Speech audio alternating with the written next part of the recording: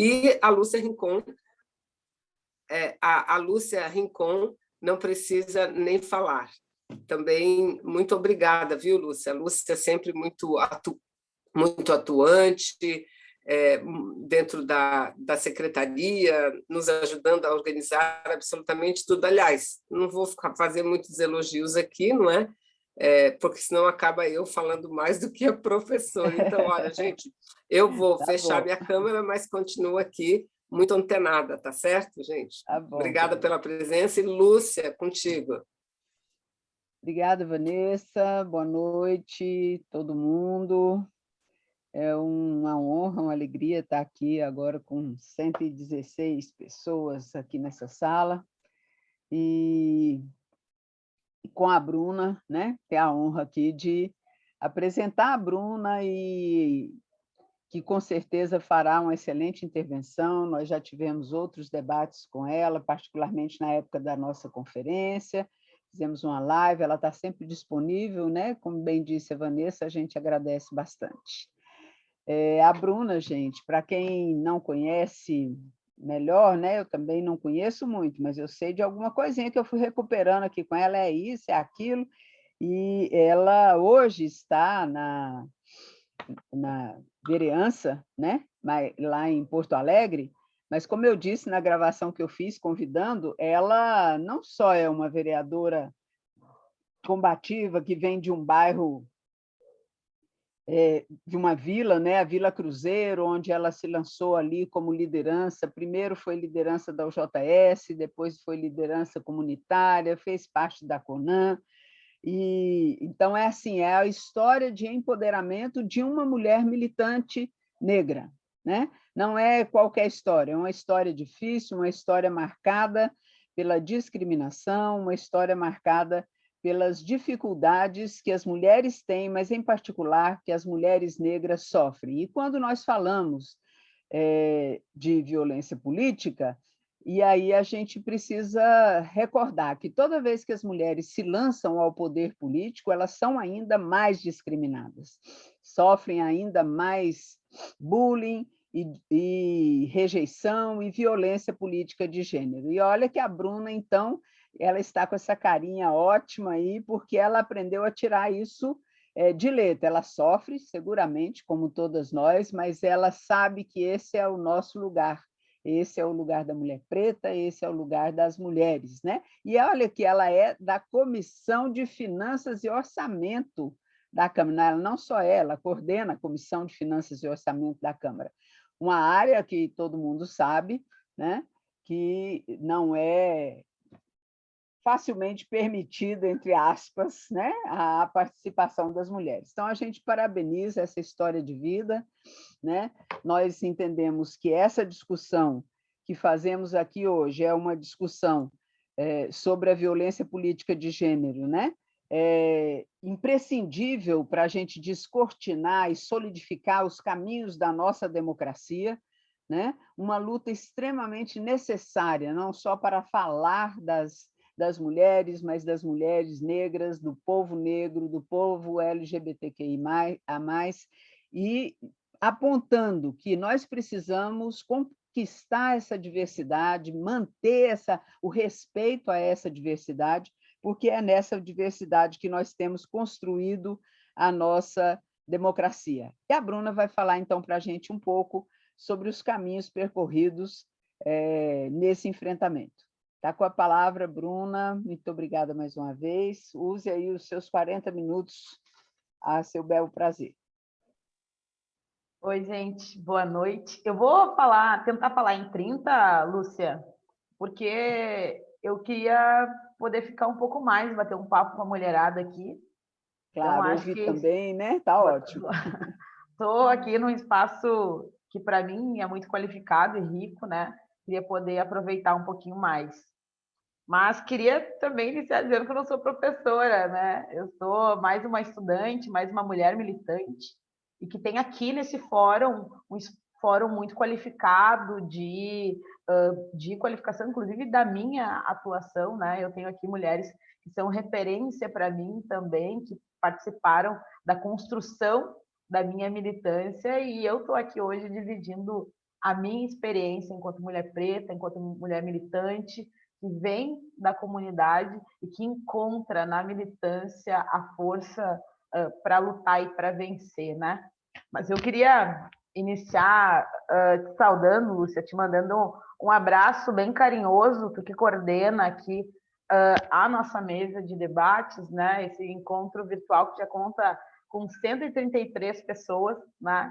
É uma mulherada do Brasil inteiro se encontrando para debater o feminismo, né? Que é algo que muda a nossa vida, né? Queria também saudar a Vanessa, que também é uma mulher que fez parte da minha formação militante. Eu, enquanto jovem da União da Juventude Socialista, tive aí nessa mulherada, já vi aqui a Liege, já vi aqui a Ana Rocha, mulherada que muito formou a nossa juventude, né? E segue formando. Mas queria fazer também uma saudação especial à Maria Rita, que eu vi aqui, que é uma mulher do Sul, uma mulher negra, militante, que vem oriunda dessa integração nossa, né? Com o PPL, e que aí constrói aqui no Sul as trincheiras do PCdoB. E a Isa, nossa mais nova, que também veio aqui, uma jovem militante da UJS, que é aqui de Canoas. O nome dela, eu saudo todas as mulheres do Brasil inteiro que vêm aqui hoje dividir esse momento com a gente. Mas eu primeiro vou me apresentar, né? Vou falar um pouquinho do meu encontro com a política, porque eu acho que, às vezes, e eu sempre falo com a nossa mulherada, o nosso encontro com o feminismo ele se dá de forma diversa, né? Diferente, e a partir de lutas distintas também. Eu me encontro com a política ainda aos 16 anos, eu sou uma jovem nascida e criada na Vila Cruzeiro, aqui num dos bairros mais pobres e populares da cidade. Sou filha de gari e de empregada doméstica. E aos 16 anos, Lúcia, eu sentada no cordão da calçada, amamentando a minha filha, me passa uma jovem na rua. Nós passávamos por um processo eleitoral, era eleição aqui para a prefeitura da cidade, e passava na minha rua uma jovem chamada Manuela Dávila, que falava da importância da juventude ocupar a política. Eu me encantei pelo aquele debate.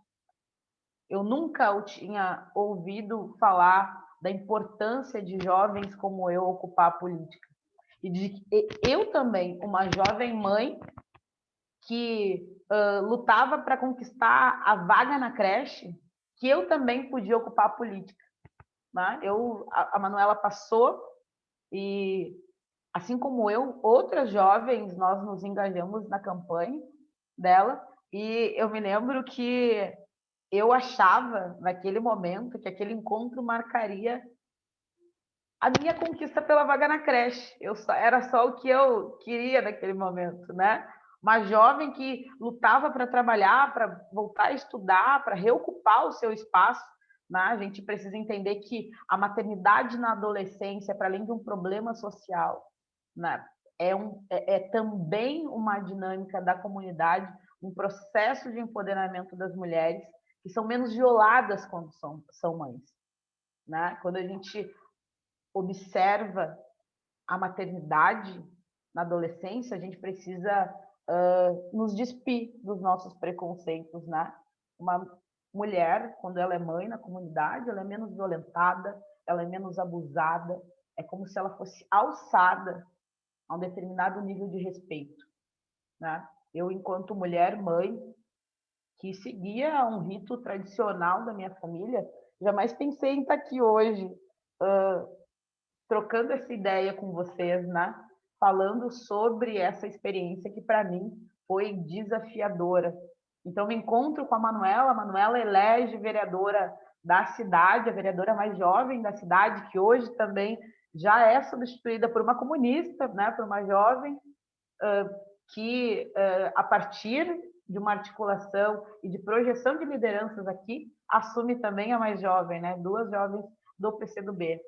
Mas naquela época, a Manuela, vereadora, futura prefeita, ainda a gente luta, né? Mas Manuela é vereadora e eu liguei para o gabinete dela e disse, olha, me arruma minha vaga na creche aí, porque nós fizemos campanha, deu certo, agora tu me dá minha vaga que eu quero seguir minha vida. E veio a Manuela, então, na minha casa, reuniu com a gurizada e disse, olha, a vaga na creche não é tão simples, vocês precisam se organizar, né? Vocês são jovens, são mães, vamos organizar aí um movimento da mulherada que é mãe, vamos ir para conversar na prefeitura, e a partir dali iniciou um processo de organização da mulherada jovem da comunidade. Né? Nós enfrentávamos aí a mortalidade da nossa juventude negra, da nossa juventude que eram nossos parceiros, nossos amigos. Então, juntas, nós aí nos acolhemos e fomos enfrentar o processo de organização que era, né, organizar a mulherada da comunidade para conquistar a retomada da nossa creche. Eu fui muito inocente naquela época, né? Eu achei que seria um processo bem passageiro e que logo, enfim, ia seguir o curso da vida. Mas me encantei com a militância, me encantei com o processo de organização da luta. Logo em seguida vieram uma série de outros processos, né? Eu fui removida por uma obra da Tronco, por uma obra da Copa, né? A gente chama aqui de Avenida Tronco, mas ela foi uma obra oriunda daquele processo da Copa que aconteceu aqui e que removeu aí 1.000 e tantas famílias no bairro onde eu morava, e eu fui uma dessas famílias, né? Mais um processo de organização que se iniciava, nós recebemos uma carta por debaixo da porta dizendo que nós tínhamos 40 dias para sair de dentro de casa. E pensem, né? Eu, uma jovem que aí se organiza, consegue retomar os estudos, se torna uma jovem militante, e aí quando tu acha que, enfim, as coisas vão se resolver, não, vem mais um processo de luta. Novamente a gente organiza a mulherada e vai organizar então a luta pela moradia, não só mais pela vaga na creche, mas a luta pela moradia passa a ser algo central também, né, naquele processo. Já afiliada no PCdoB, já jovem militante, já presidenta da União da Juventude Socialista aqui em Porto Alegre. E, em seguida, então, o fechamento da nossa escola. Se a gente parar para analisar que todo o meu processo de militância, ele se dá na luta, né? Toda a minha formação, ela acontece dentro dos processos da vida real, né? Da vida cotidiana, da vida das mulheres negras das nossas comunidades, né? Eu não me entendia uma mulher feminista. O meu encontro com o feminismo se dá quando a consciência de que eu também cabia dentro do feminismo, ela se dá a partir da minha aproximação com a UBM, né? Com a União Brasileira de Mulheres aqui. Eu sempre me senti distante do feminismo, porque as pautas feministas eram distantes de mim, e o meu processo de organização ele se dá nas lutas e nas batalhas constantes da comunidade, que eu olhava para os movimentos feministas tradicionais, enfim, e eu não me enxergava enquanto uma parcela das mulheres lutava para ter direito ao corpo, as mulheres como eu lutavam para não perder os filhos. Porque, infelizmente, desde a minha adolescência é marcada pela perda dos amigos. E quando eu me torno mãe, mulher, adulta, eu também vivencio o processo de perda dos filhos das amigas, né? E então eu olhava para o feminismo tradicional, que falava da necessidade das mulheres, de forma justa, terem direito ao aborto, né? Esse foi um processo de entendimento no curso da maturidade, né, política. Mas lá atrás eu não me entendi, então, uma mulher feminista. E aí, então, me aproximo da UBM, me filio à UBM, e dentro desse processo, participei de um congresso da UNE que foi fundamental.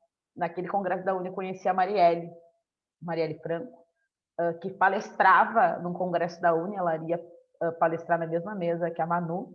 Eu já acompanhava a Manu naquela época, fui trabalhar com ela a partir de 2008, e eu ouvi falar do feminismo cotidiano, daquele que tinha necessidade de falar da luta pela vaga na creche, por exemplo, da luta para que as mulheres não perdessem os filhos, da luta pela necessidade de ter um médico no posto de saúde, porque são as mulheres que vão para a fila do posto de saúde levar os filhos, né? Da necessidade das mulheres de ter autonomia econômica, de ter oportunidade.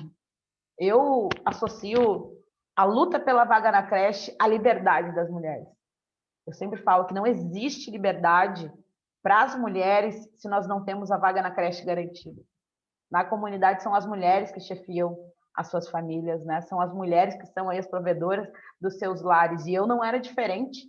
Como a gente segue, eu brinco lá em casa que a gente tem quase uma tradição familiar, né? Onde as mulheres são as figuras centrais, né, dos nossos lares. Eu não era diferente, eu também era a figura central do meu lar. Eu tenho uma filha que tem hoje 16 anos, né? E com muita luta criei. Então, o feminismo ele se dá no curso da luta. Quando eu entendo que o feminismo, né, ele tem muitas faces e que todas nós temos espaço dentro da luta feminista, né? E que me encontro aí então feminismo negro, o feminismo popular. O feminismo popular é onde hoje a gente acaba nos encontrando, né? O feminismo onde cabe todas as bandeiras das mulheres que sonham e que lutam para que todas nós saiamos desse processo de violação dos nossos direitos, né? Eu me encontrei com a violência doméstica muito cedo. Minha mãe foi uma mulher que sofreu violência doméstica durante 25 anos da vida.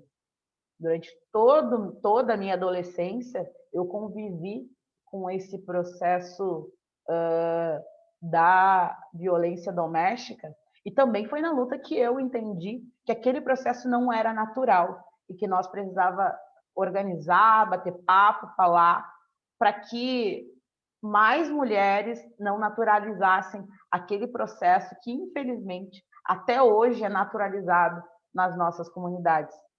É nesse curso, né? É nesse contexto, então, que eu me torno uma mulher feminina, então, se entendendo feminista, se entendendo uma mulher negra nesse contexto de luta, e que vou aí para o meu primeiro processo eleitoral, que foi a partir do Conselho Tutelar, que aqui no Sul é tradicionalmente ocupado pelas igrejas, né, que acabam aí tendo uma atuação muito questionável na condução do ECA e dos direitos das nossas crianças e dos nossos adolescentes. Eu, uma jovem cheia de energia, pautei a nosso JS e disse: está na hora da gente se organizar. A gente se organiza dentro da escola, a gente se organiza na universidade, nós precisamos nos organizar nesse espaço que também discute os direitos das nossas crianças e dos nossos adolescentes. Foi uma experiência muito legal, né? Nós fizemos, eu e a Elis Regina, minha camarada da Alnegro, né? Que foi Alnegro também fundamental nesse contexto, a entidade que então me dá sustância para encarar a pauta racial, que ainda era um processo também de entendimento, né? Infelizmente, quando a gente fala nas mulheres negras são ainda mais violadas, porque assim como se entender feminista não é natural, se entender uma mulher negra também não é natural. Nós somos violadas constantemente quando a gente fala da estética das mulheres negras, quando a gente fala do corpo, quando a gente fala do cabelo, né? E esse também foi um processo militante que acabou culminando na mulher que eu sou hoje, na militante que eu sou hoje, nessa representação que nós fizemos aqui.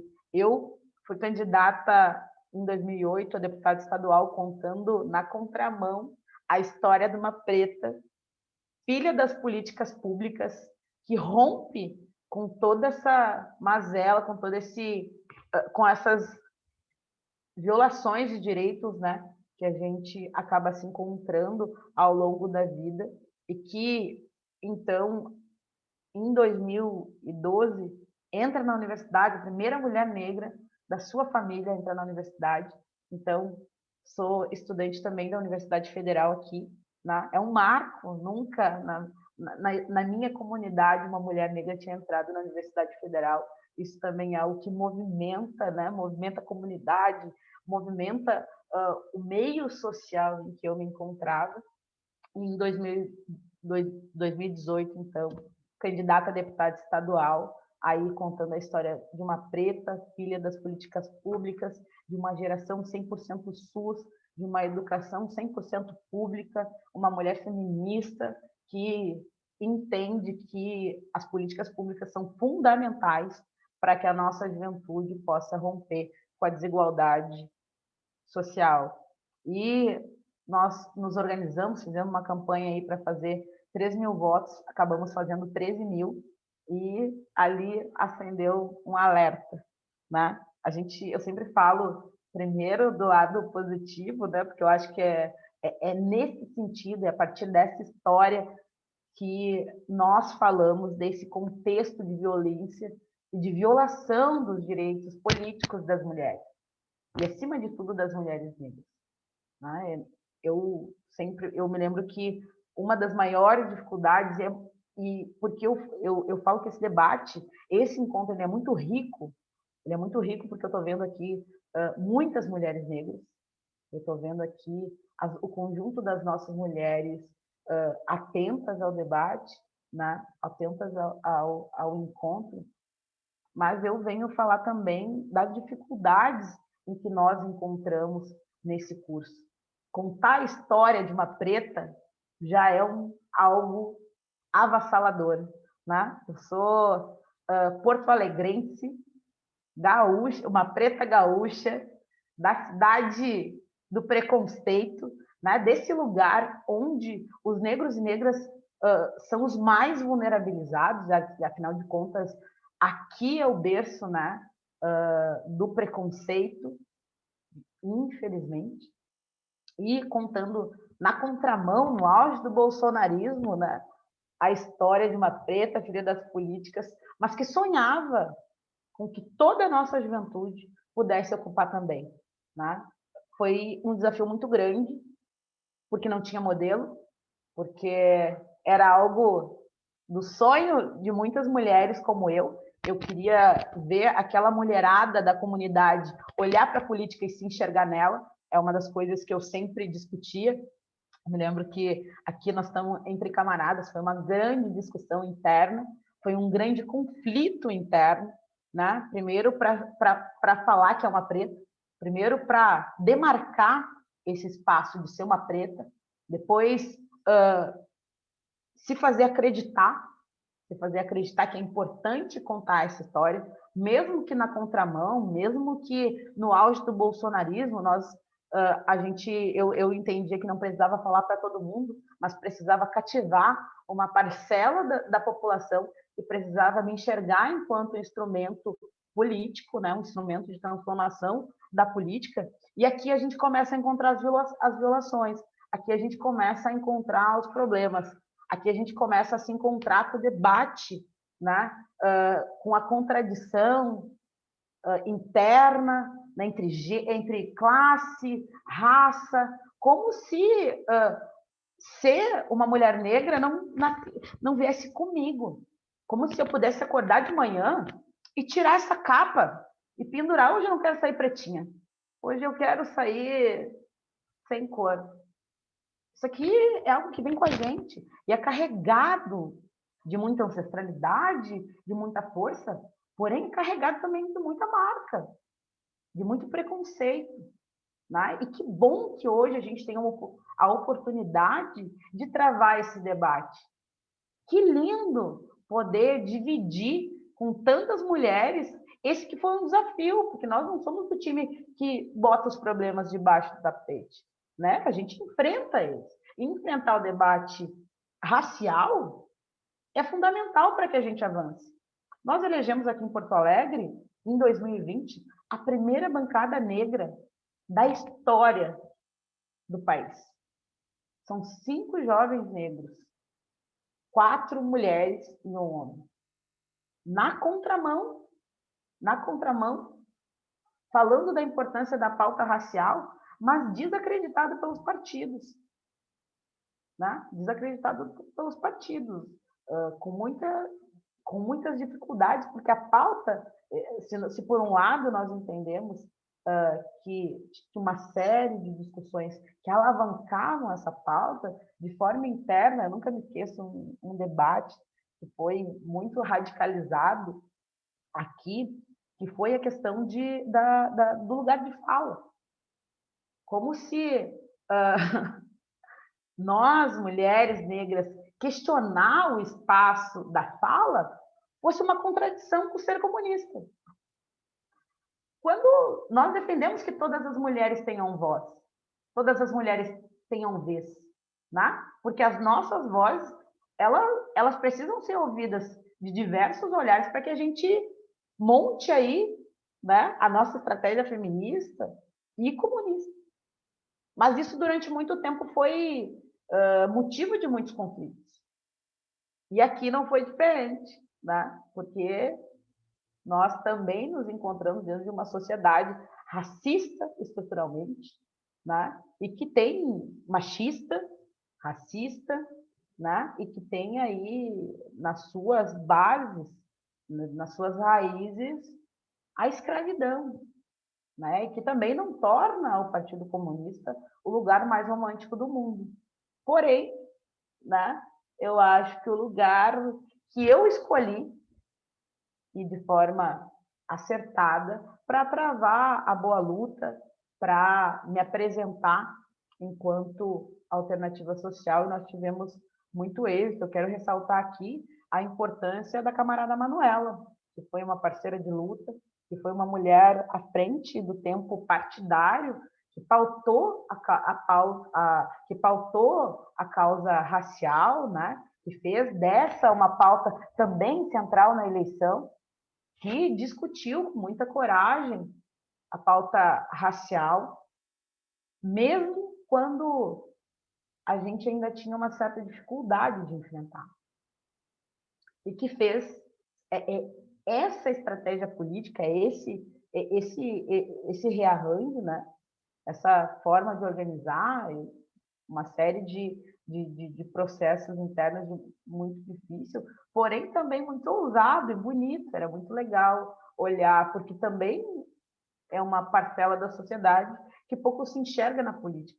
Eu sempre falava, eu acompanho a política há bastante tempo, porque vim jovem, fui militante da UJS, depois fui para a CONAN, mas a política, ela acolhe as mulheres negras na organização, na manutenção das estruturas.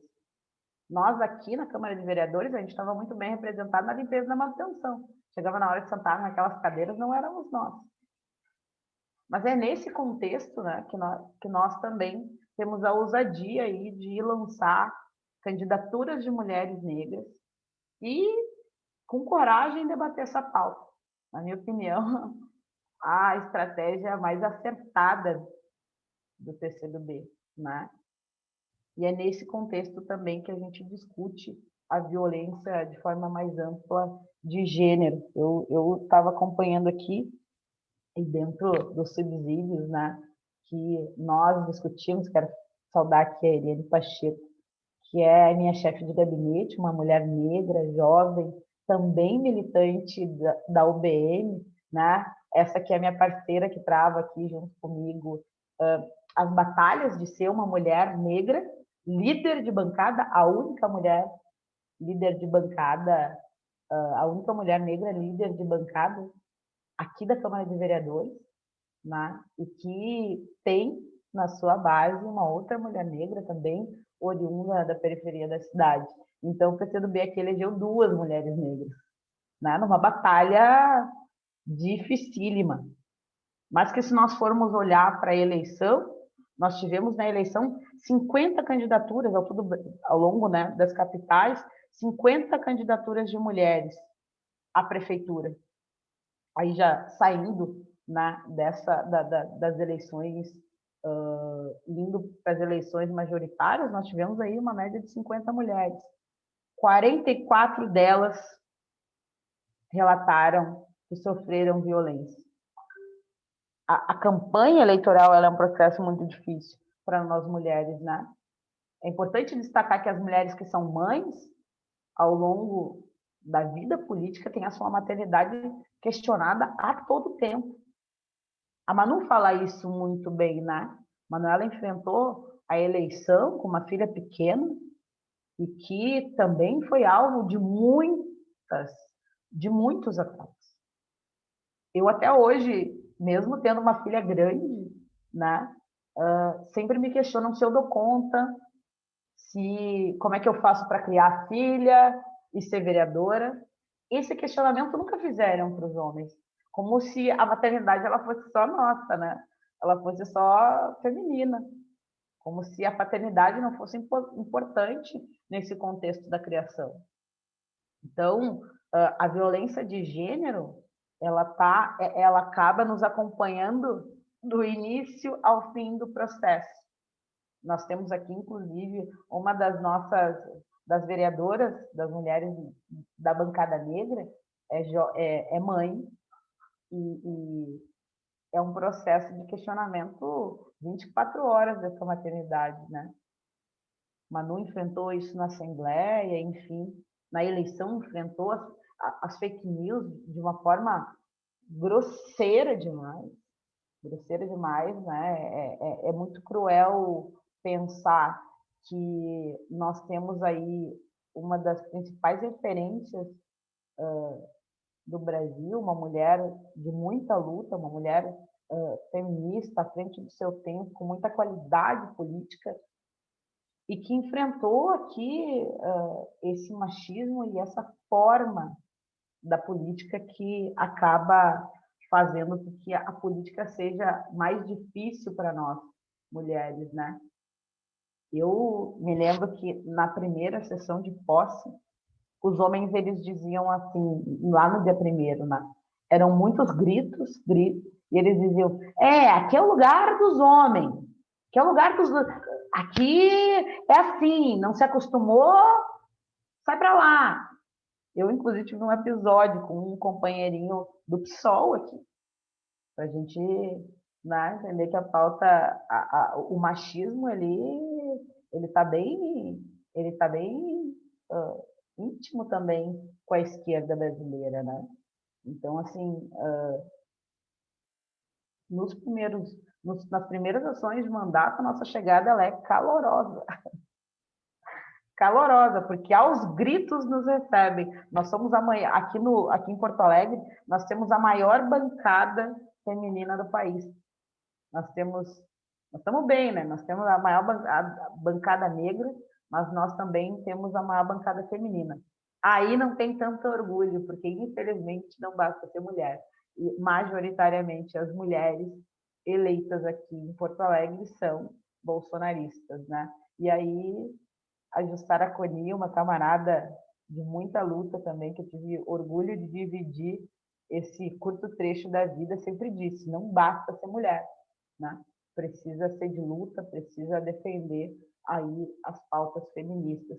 Então, gente, o que eu venho dividir aqui com vocês é um pouco desse cenário, né? Desse cenário em que a gente se encontra, onde a política ela é dividida entre os homens, que têm todo o direito de ocupar a política, porque a política legitima, né, a chegada e a ocupação desse espaço, e o espaço das mulheres. Dentro desse espaço, a gente ainda faz um recorte, né, porque as mulheres negras ainda são mais vulnerabilizadas dentro desse processo. Se a gente for parar para pensar que nós somos aí aproximadamente 13% dos cargos eletivos, mas, em contrapartida, nós somos uma média de 51,8% da população. Ainda uma contradição, né? Não é uma realidade em todo o Brasil em que a gente consiga fazer da nossa organização ou da nossa expressão em termos de população, a gente ainda não conseguiu traduzir na vida política, né? Na construção da política parlamentar, enfim. E, paralelo a isso, nesse cenário de pandemia, são as mulheres as mais violadas. Porque com o fechamento das escolas, quem fica com os filhos? Quem abre mão dos empregos? Quem são as mais demitidas? Né? Quem volta para dentro do lar? Então, nesse cenário de pandemia, a vida das mulheres ainda fica muito mais difícil. Porque entre fazer política e cuidar dos filhos, a cobrança social, ela acaba sendo nossa, né? E aí a vida é dura para a mulherada. Mas, em contrapartida, eu também acho que a gente acumulou nesse último período. E acumulou muito. Acumulou muito. Eu sempre falo, e aqui a gente acaba batendo um papo sempre sobre isso, eu me construí uma mulher feminista. A minha filha cresce uma mulher feminista, cheia de propriedade de si, cheia de opinião, cheia de ciência dos seus direitos. Uma guria, eu falo para ela, inclusive aprendo muito com ela, né? Que é uma menina que tem 16 anos e que já vem com uma ousadia natural. Esse espaço é meu, é por direito, nós ocupamos. Claro que o modelo político, né? A participação política fez com que ela tivesse aí nesse processo de vida, afinal de contas eu vim do PCdoB, ela era um bebê. Esse processo político faz dela uma mulher mais plena dos seus direitos.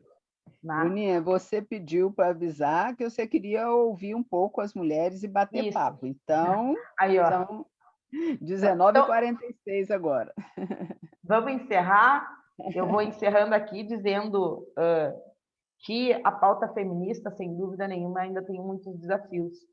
Porém, eu acho que nós construímos muito.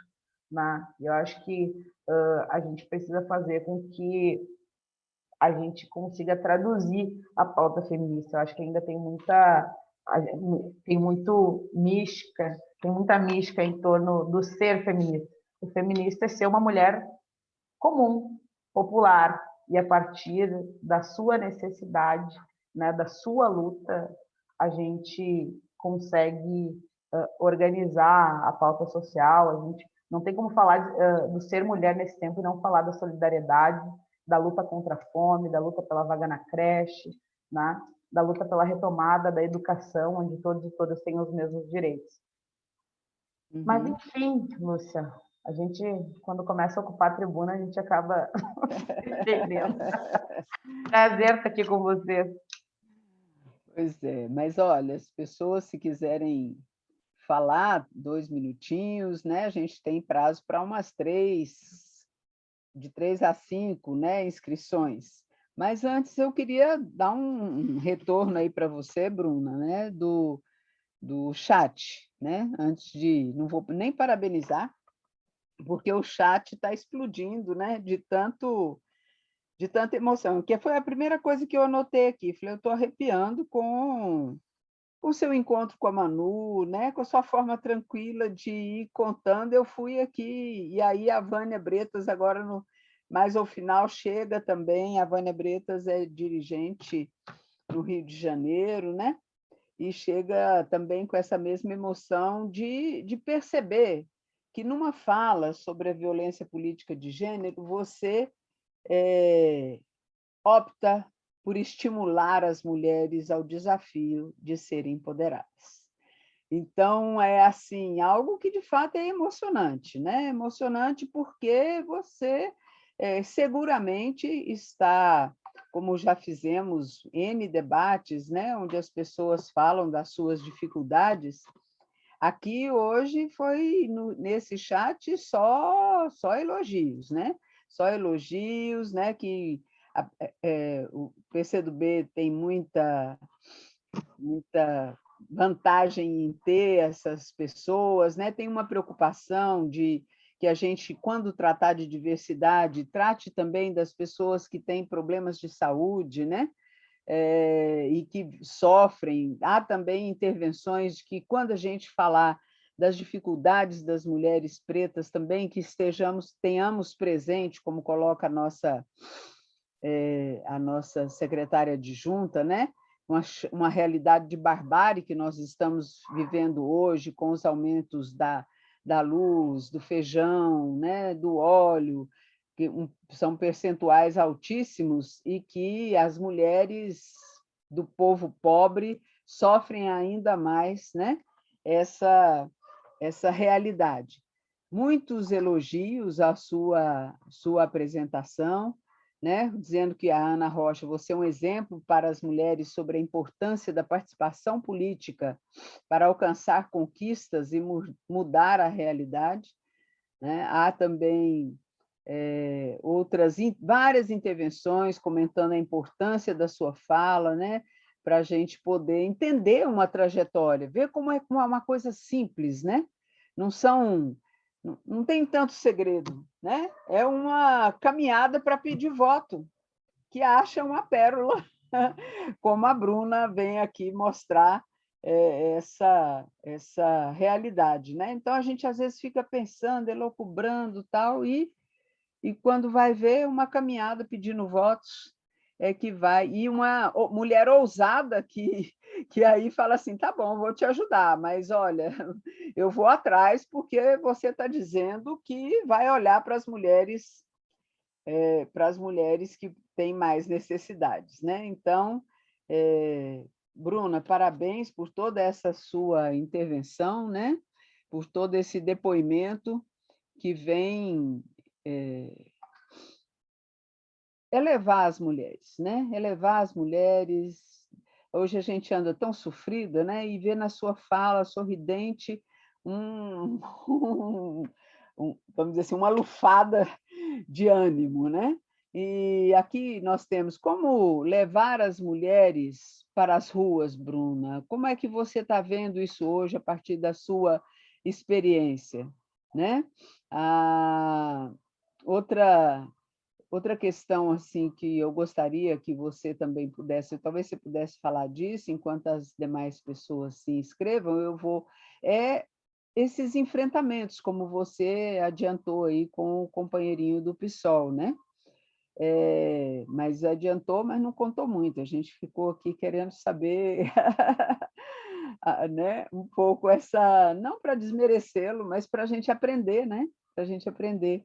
E a Rosina também, às vezes, Rosina, você quer fazer sua intervenção agora? E a gente passa para a Bruna, então, falar dessas duas questões e a sua intervenção, depois a gente vê outras pessoas. Rosina? Já deu. Desativou agora. Você está aqui. Estou aqui. Diga. Me ouve bem? Sim?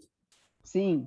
Bom, boa noite, companheiras. Prazer aqui estar junto de novo nesse curso, né? Nesse curso de formação. A semana passada foi lindo, com a Ana Rocha. Assim, por mais que a gente já tenha caminhado um pouquinho, mas é sempre bom a gente estar aprendendo. Tem algo que ninguém nos tira, é o aprendizado, né? Aquilo que a gente vai tendo no decorrer da vida. Ao ouvir aqui a Bruninha, hoje, Bruninha, que a gente se encontrou aqui em São Paulo em 2018, quando ela foi candidata a deputada, acho que estadual, se eu não me engano, aí no Rio Grande do Sul, e que veio pedir o apoio da Alessi, e foi ali que a gente se encontrou. E, assim, é uma grata, né, alegria em vê-la hoje eleita, contando essa história, que é muito das nossas histórias, de nós, mulheres populares, né, que estamos nesse partido, no PCdoB, e que é isso que nos dá ânimo, né, para continuar lutando, né? Então, quando a Bruna fala da luta da creche, da luta do movimento comunitário, da luta pela questão do enfrentamento ao racismo, mesmo do machismo, seja antes do parlamento, é isso que vai nos dizendo o seguinte, é esse lugar que nós temos que ocupar para poder romper essa questão maléfica que ainda temos na sociedade, né? Você vê que mesmo aqui em São Paulo a gente teve um caso da companheira do PSOL que sofreu uma agressão, né? Sofreu um assédio dentro do parlamento. Então, tanto fora como dentro, nós ainda enfrentamos essa violência que ela pode ser de forma, às vezes, não muito perceptível, mas de outras vezes muito agressiva, muito latente. Então, é muito bom quando a Bruninha conta a história dela, porque é isso que vai nos dando coragem, ânimo para poder estar nesse lugar, né?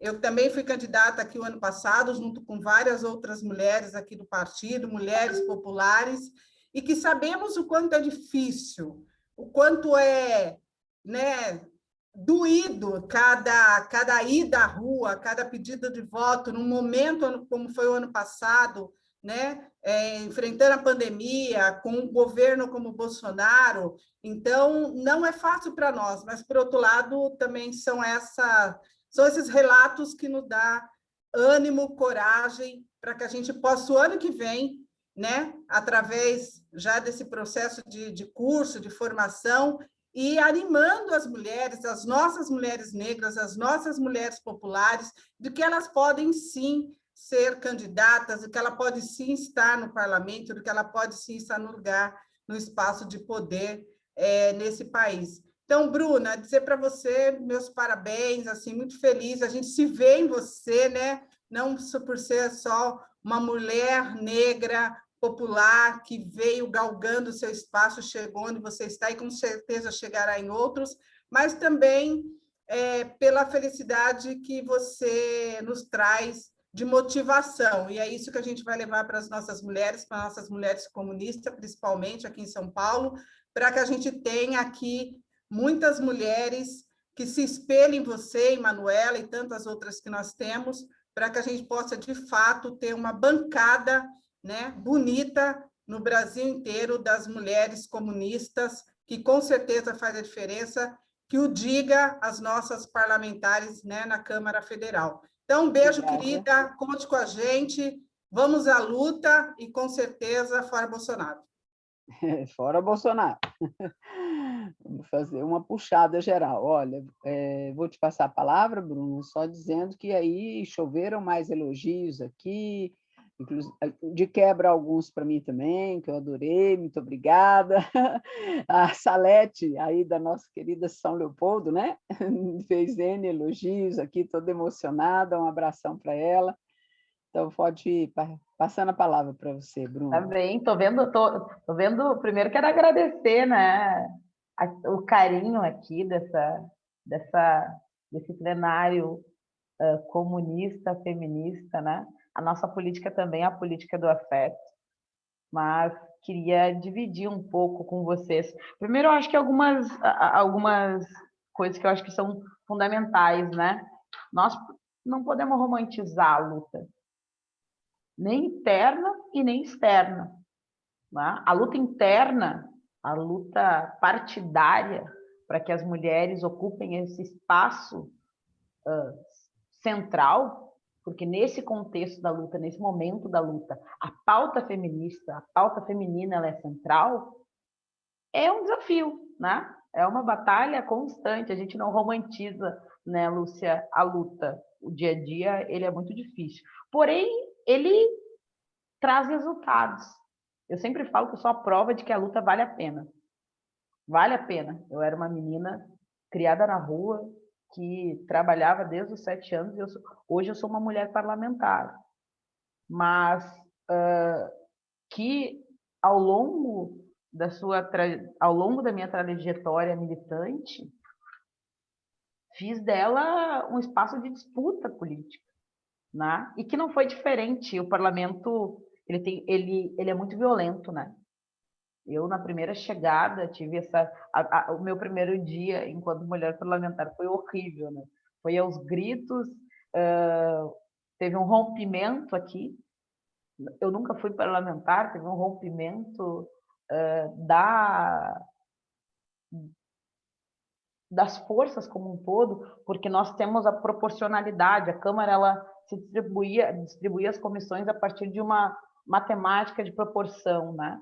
E o governo bolsonarista, que elegeu a ampla maioria, não nos garantia a proporção de direito. Portanto, não é uma tradição, porém, não é uma tradição do PCdoB se retirar do plenário, né? E nós tínhamos uma orientação de partido de não sair do plenário, e o PSOL queria que nós nos retirássemos todos do plenário. aos gritos, um parlamentar do PSOL mandava me retirar, né? Quem me conhece sabe que eu sou uma mulher muito birrenta. Não funciona dessa forma. Eu, aos gritos, não vou a lugar nenhum, né? Comunista, então, não arredo do lugar. E essa foi a cena do primeiro dia. Por isso eu digo assim, não romantizar a institucionalidade, não romantizar o parlamento é algo que é fundamental, né? A Lúcia falou aqui portanto, eu acho que sobre o parlamento é isso, né? A batalha aqui, eu me lembro que eu sou a líder da nossa bancada e os homens não olhavam para mim. Quando nós fomos sentar, nós somos 3 partidos que compõem a oposição, a PT, PCdoB e PSOL, os homens não falavam comigo. Jovem, mulher, negra, líder da bancada do PCdoB. Os homens não falavam comigo. Foi uma reunião, foi 2 reuniões, na terceira eu disse, não, peraí, acabou o diálogo, ninguém mais fala. Fala, não, mas a gente fala com o presidente do partido. Não, o presidente do partido não tem voto, quem tem voto sou eu, ninguém mais fala. Enquanto não sentarem, enquanto a gente não conseguir estabelecer um nível de diálogo que seja respeitoso, o PCdoB não fala. E vocês não fecham acordo, porque precisava da nossa anuência o acordo, né? Então, a partir daí também, a gente deu um tranco e a gente vai mostrando quem nós somos, né? O tempo inteiro nos subestimam, nos subestimam, nos desconstroem. E hoje, eu sou também presidenta da Comissão de Orçamento e Finanças. Nunca na história dessa casa a comissão teve uma presidenta mulher, né?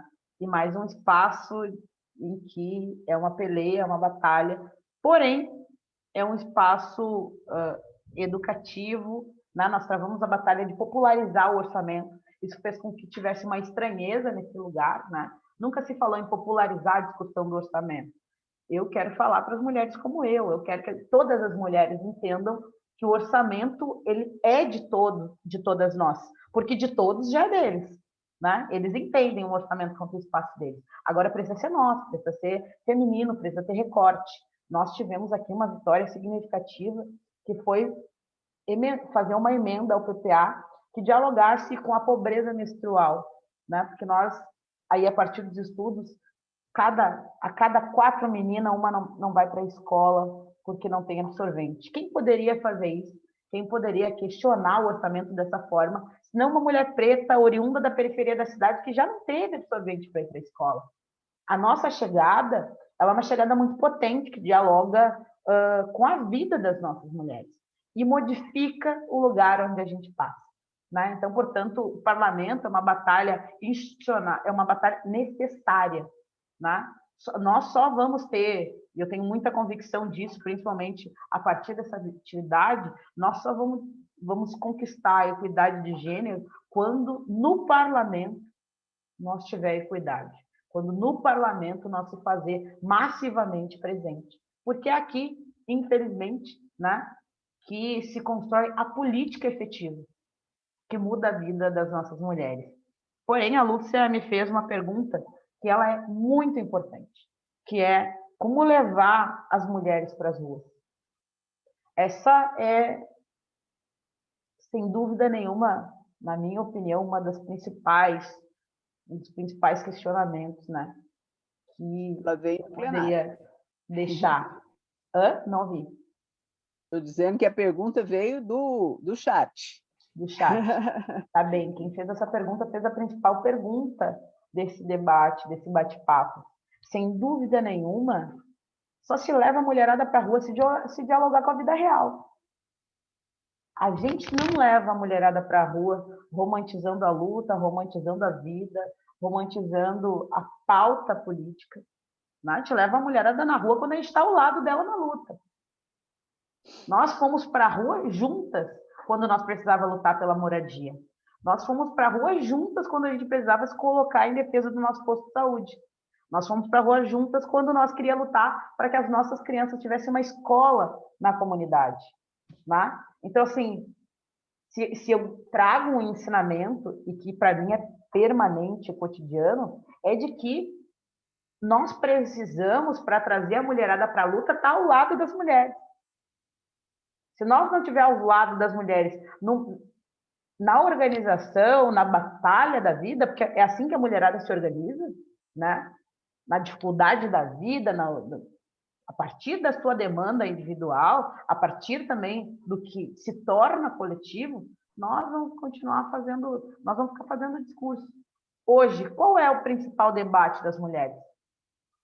As mulheres comunitárias, as mulheres pretas como eu. É enfrentar a fome, que fez com que nós voltássemos para a década de 90. Hoje, eu não sei como anda, gurias, a nível nacional, mas aqui em Porto Alegre nós tivemos um aumento de 178% das nossas crianças na sinaleira. Essas crianças são filhos das nossas mulheres, que também se encontram na sinaleira, marginalizada, vulnerabilizada, em situação de desemprego, alto desemprego, enfrentando a fome todos os dias.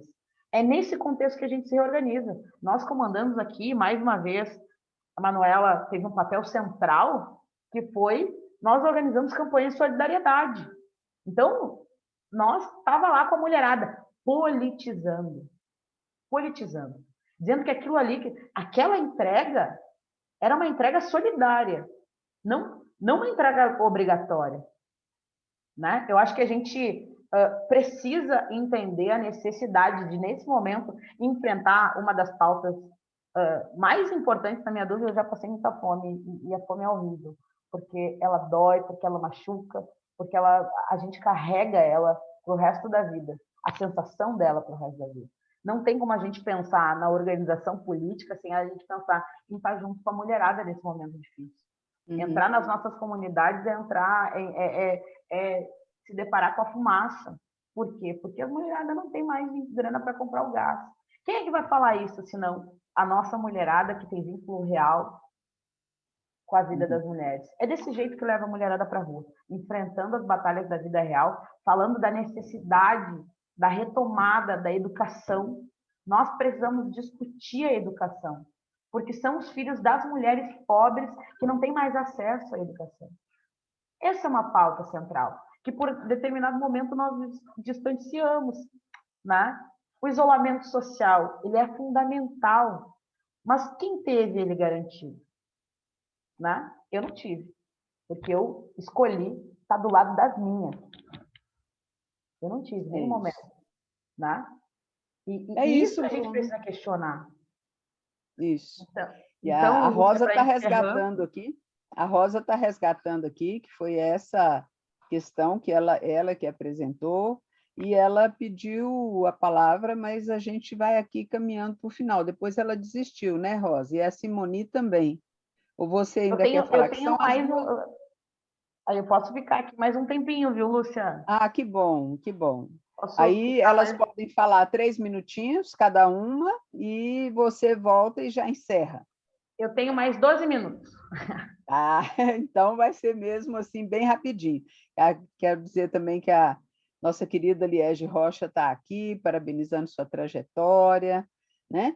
E quero, antes de passar para a Simoni e para a Rosa, dizer, minha gente, vou postar aqui no chat, que a nossa próxima aula será com autonomia econômica e fortalecimento da cidadania das mulheres, com a Conceição Cassano, que é membro do Comitê Central, integrante do Fórum, vice-presidente da CMB, mestre em Ciências pela Universidade de Londres, professora e pesquisadora da Fiocruz. Ela estará, então, conosco na próxima aula, que será coordenada pela Dani, da Bahia. Tá bem? Então, vamos lá. 3 minutinhos, Simoni. Olá, tudo bem a todos? Boa noite, né? Para quem não me conhece, eu sou Simoni, sou de São Paulo, né? Atualmente estou aqui na Bahia, vim aí fortalecer a campanha de 2 camaradas, mulheres guerreiras de luta, que é a minha camarada aí, Olivia Santana, né? E a minha outra camarada maravilhosa também, que são as duas, a Alice. Primeiro de tudo, quando a gente fala de machismo, a gente não fala só de um machismo fora da nossa casa. A gente fala de um machismo também interno dentro do partido, onde muitas vezes a voz das mulheres precisam ser muito mais duras e muito mais afirmativas para que a gente ganhe espaço para além da nossa cota. Né, para além de correr atrás de mulheres na época da nossa campanha eleitoral. Eu acho que a gente precisa, sim, lutar e lutar muito para superar esse subjugamento dos nossos camaradas, né? Que até hoje ainda é muito forte.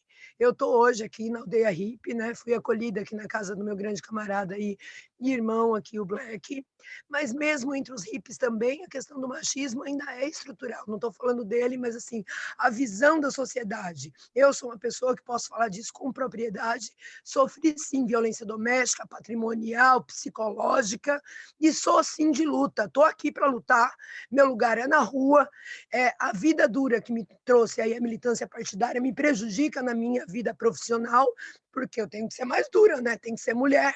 Então, como eu sou do tempo que tinha que caber no fusquinha, tinha que valer por 100, então quando eu abro a boca para lutar, eu pareço um leão, e isso me afasta das pessoas, né? E, inclusive, aí a nossa camarada também, parabéns. Parabéns à minha amada professora Lúcia, que faltou um detalhe, Lúcia, na sua mediação. Você também é uma grande escritora, viu, minha amada professora? Senti falta desse detalhe. Então, acho que assim, a gente está aqui no meio de diversas pessoas, né? Minha amada Liege, que é minha grande dirigente, a gente aí está dedicada a um projeto político por conta de uma postura machista de um camarada que está aí à frente da campanha de algumas camaradas nossas. Eu praticamente me afastava de uma pessoa que eu vim para a Bahia com o meu dinheiro, doando o meu tempo para trabalhar de graça, e a criatura acha que pode falar comigo de qualquer jeito. Eu acho que assim, a gente está aqui, tem que ir para a rua sim, tem que lutar sim, tem que resistir sim, e se tiver machismo, seja lá ele em qualquer lugar, a gente tem que ser a primeira, e eles não falam que bate o pinto na mesa, a gente não bate o pinto não, mas a gente bate a mão. Que porra é essa? Tem que respeitar, não é porque é mulher que tem que achar que a gente tem que ser desmerecida, ou então que a gente só tem que dar conta só do restante das mulheres para completar a nossa cota partidária, né? Quando a gente fala de respeito às mulheres, Simone, a gente fala de respeito olha o nosso também tempo. ao investimento financeiro. Muito obrigada, boa noite a todos. Beijo, obrigada a você. Rosa, eu quero dizer que a Santa, nossa queridíssima secretária-geral da UNEGRO, acaba de retirar a sua inscrição por causa do tempo, né? E retira com um slogan de um dos nossos congressos, né? O tempo não para, do congresso do nosso partido. O tempo não para, o socialismo vive. É isso mesmo, Santa. Vai lá, Rosa. Bom, eu queria perguntar para a Bruna, e a grande preocupação minha agora, dessa jornada nossa do Fora Bolsonaro, as mulheres da classe popular, eu estou falando porque eu não moro em comunidade, eu sou médica, mas a minha preocupação é de trazer essas mulheres, principalmente porque eu sou do Rio de Janeiro. Acredito que elas estão num cativeiro hoje, o cativeiro da pandemia, com todas as responsabilidades da mulher, como a Bruna falou, a mulher voltou para dentro de casa, né? Voltou a ser mãe, esposa, professora, recreadora, e além de prover alimentação, tudo mais, e com os cuidados devidos, sem ter condições financeiras.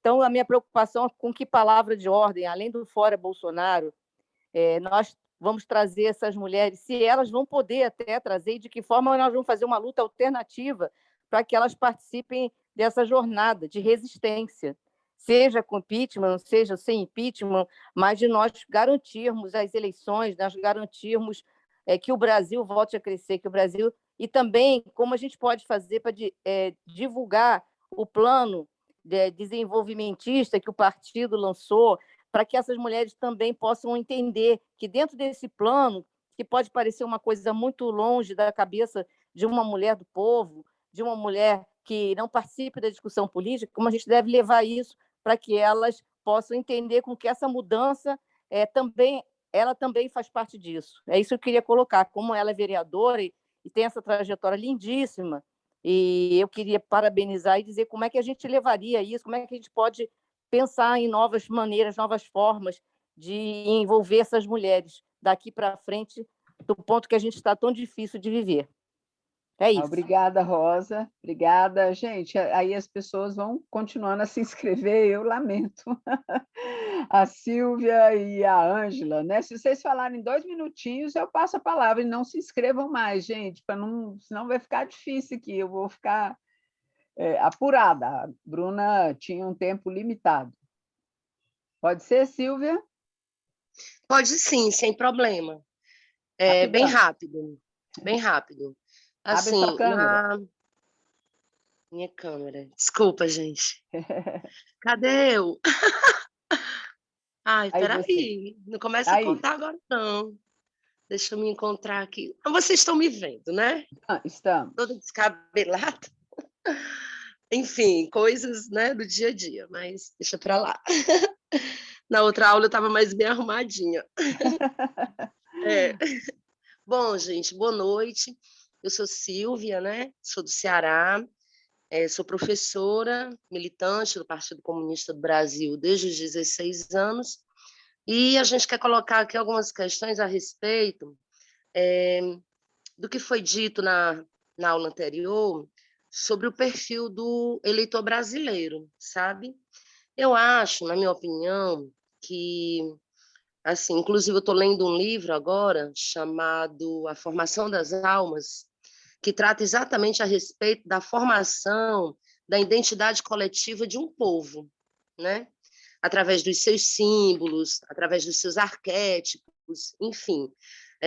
Vou dar um exemplo aqui bem, bem simples. O nosso hino nacional e a nossa bandeira, né? São simbologias, né? De um período que foi a construção da República, enfim, certo? Então, todas as sociedades, elas possuem, digamos assim, ou deveriam possuir, uma base filosófica que conduz essa formação coletiva de identidade. Eu sinto aqui no Brasil que a gente ainda está num processo de construção dessa identidade coletiva.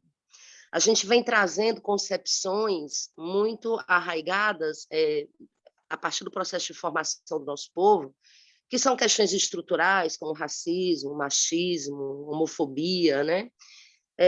E a gente está tentando desconstruir essas estruturas, né? Em busca dessa identidade coletiva, porque a nossa identidade coletiva não deve ser aquela do colonizador.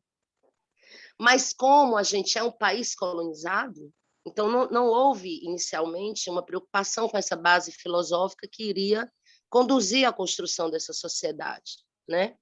Então, a gente está tentando, a gente está nessa tentativa, né? E essa tentativa, camaradas, ocorre não só no parlamento, não só no dia a dia, mas em todas as ramificações da nossa convivência social, da nossa, né? Então, assim, os homens do PCdoB, eles também não escapam disso, né?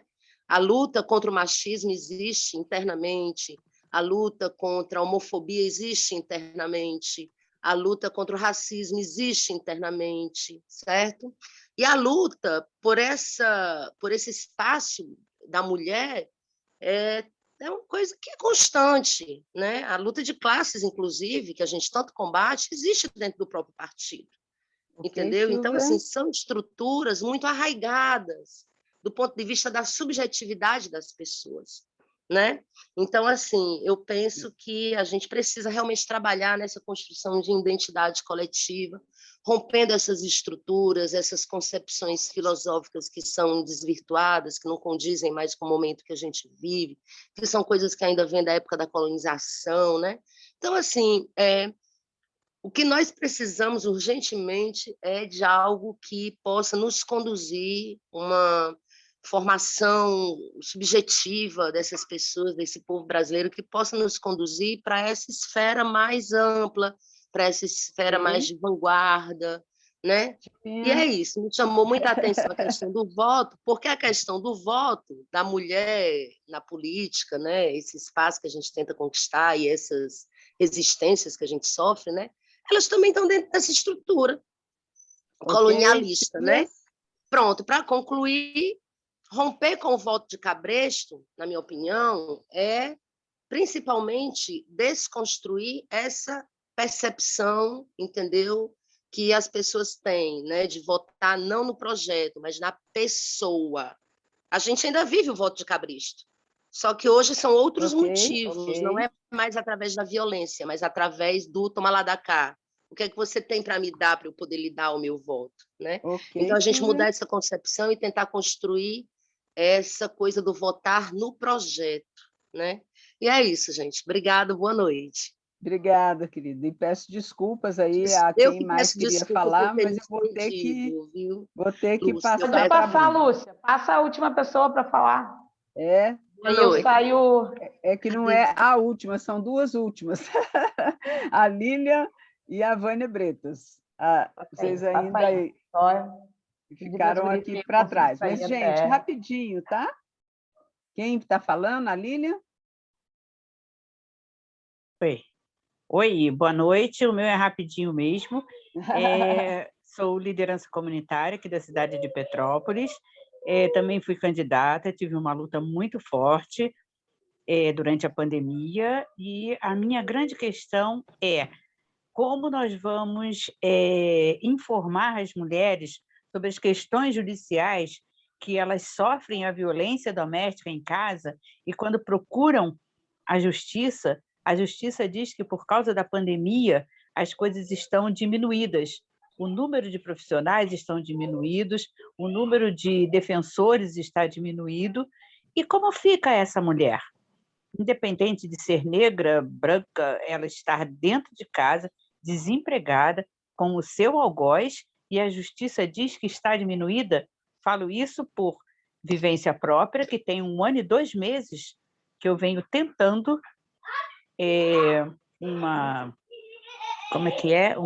um afastamento do lar de um agressor adicto, filho.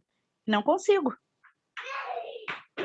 Não é? E assim, não sou uma pessoa que desconheça os caminhos, vejo que nos aparelhos tem sempre mulheres atendendo, são sempre pessoas com conhecimento também, e se está difícil o acesso para quem tem conhecimento, como fazer as mulheres que não têm conhecimento serem bem atendidas? Muito obrigada, Bruna, você me fez chorar.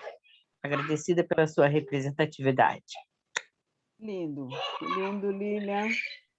É isso, gente. Agora a Silvia.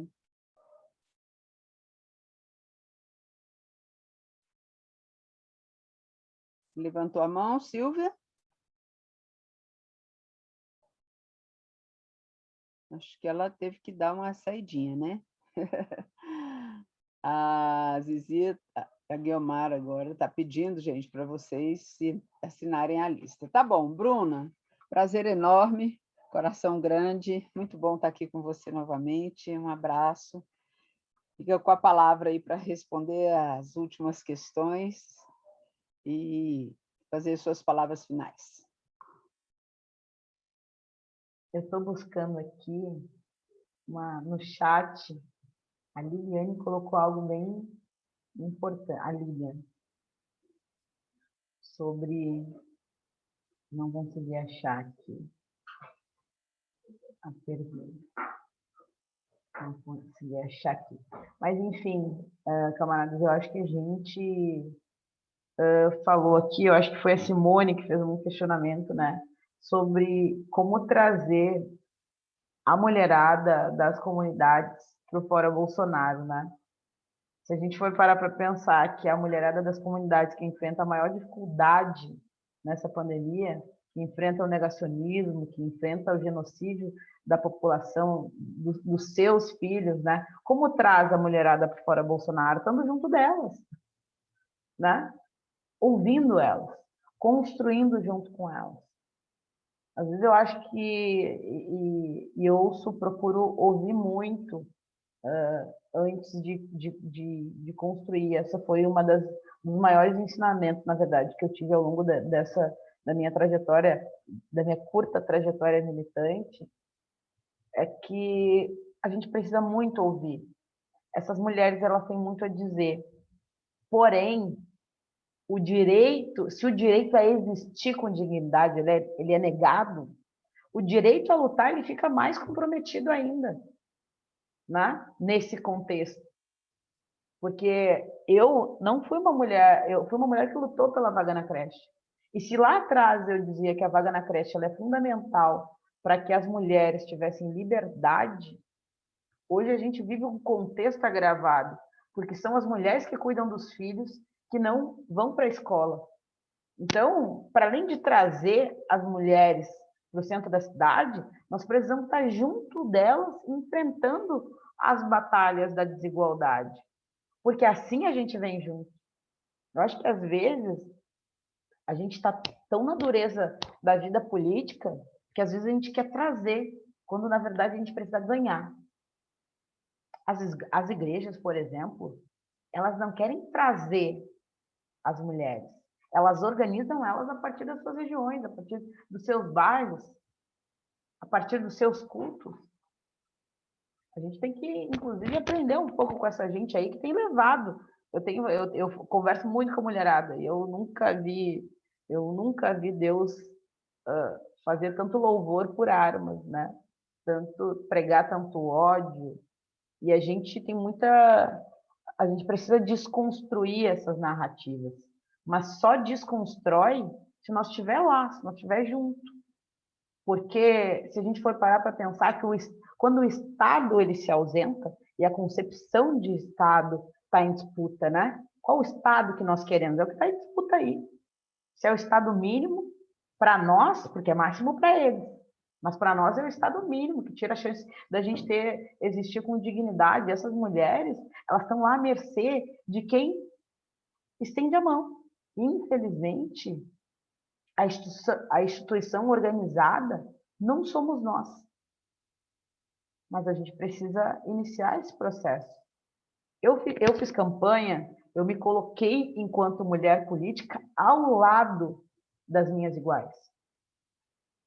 Me apresentando enquanto um projeto político a ser construído por todas as mulheres, mas estando principalmente ao lado das minhas iguais.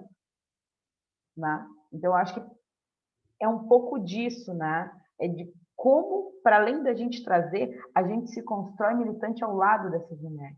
Assim a gente constrói confiança, assim a gente constrói uma identidade política, né? Porque essa mulherada está lá recebendo fake news todos os dias, a toda hora as informações desencontradas, a toda hora. Nem todo mundo tem o privilégio de estar aqui, dividindo conhecimento com mais de 150 mulheres militantes com opinião política, com construção política.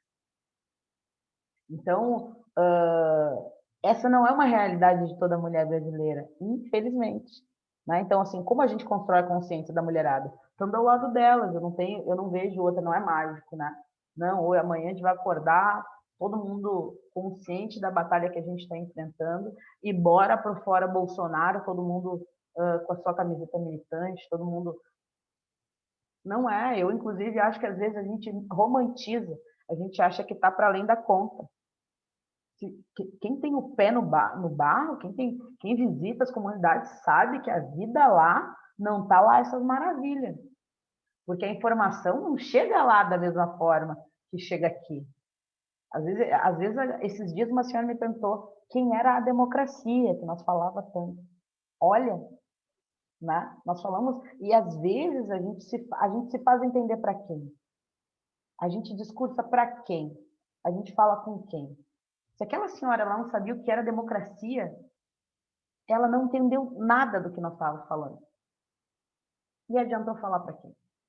Né? Eu acho que a gente está num momento muito difícil da vida democrática, né, e política do país, onde as mulheres são estratégicas. Portanto, a União Brasileira de Mulheres, ela tem um papel crucial na organização popular das mulheres. Mas para isso, mulherada, a gente dá conta de ir para onde as mulheres estão. É organizar a mulherada a partir das cozinhas comunitárias. Tem sido um show organizar a mulherada a partir das cozinhas, porque o processo de solidariedade também forma. A gente tem a oportunidade de ter o contato, organizar a mulherada em defesa do SUS, dos seus postos de saúde, das suas escolas, da retomada das escolas a partir de um protocolo saudável, né? Também pauta nossa. Então, aí, eu acho que não tem fórmula, né? Não tem fórmula certa. Agora, a gente precisa estar ao lado de quem nós queremos conquistar. Isso, em definitivo, eu acho que é, na Lúcia, o desafio da gente. Eu agradeci, eu tenho retornado a todos os lugares em que eu fiz campanha, agradecendo os 5.366 votos, que foram muito difíceis de conquistar, mas foi ao lado, sempre ao lado daquelas mulheres que sonharam em ocupar junto comigo esse lugar. Então, assim, eu quero deixar aqui o meu abraço muito carinhoso, dizer que foi um prazer estar aqui dividindo esse momento com vocês. Eu aprendo muito com a nossa organização, com a União Brasileira de Mulheres, com o Partido Comunista. Essa é a minha trincheira interna também, né? A gente tem a convicção de que aqui dentro a gente também precisa estar organizado, precisa organizar a mulherada, precisa trazer cada vez mais a mulherada para dentro desse espaço, para que ele tenha também cada vez mais a nossa cara, pautar as nossas direções partidárias, né? Fazer com que as nossas entidades também se façam refletir sobre a pauta feminista, ao negro, ao JS, e todas as nossas organizações precisam refletir esse momento, né? Que é um momento de disputa social em que as mulheres são centrais. Pauta feminina é central. Então, Lúcia, deixo aqui o meu abraço carinhoso a todas essas mulheres aí do Brasil afora. Nosso mandato está à disposição sempre. Então, vamos lá, gente. Quem pode abrir a câmera, abre o microfone, nós vamos aplaudir a Bruna e vamos tirar foto. Você tira foto aí, Guilmar? Ou a gente tira aqui? Vamos lá. Eu posso tirar. Então vai. Todo mundo com a câmera aberta, sorridente. Abraço, mulherada. Parabéns, Bruna. Parabéns, Bruna. Parabéns, Bruna. Parabéns, camarada Bruna. Obrigada. Parabéns. Vereadora seja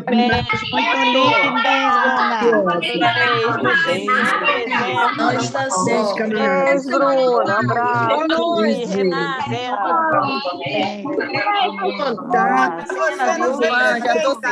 Muito bom, contato com muita força, com muita cara. Expressa nossa Beijo. Firme na luta, Bruna.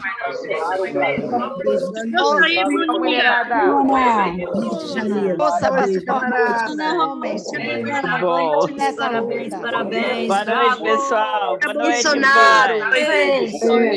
Bolsonaro. Semana que vem.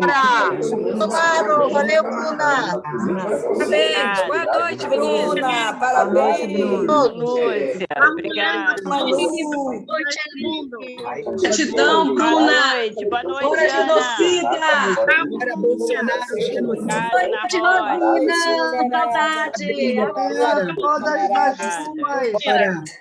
Beijo a todos. Boa noite. Um abraço. Não é todo mundo que quer ir embora, não, hein?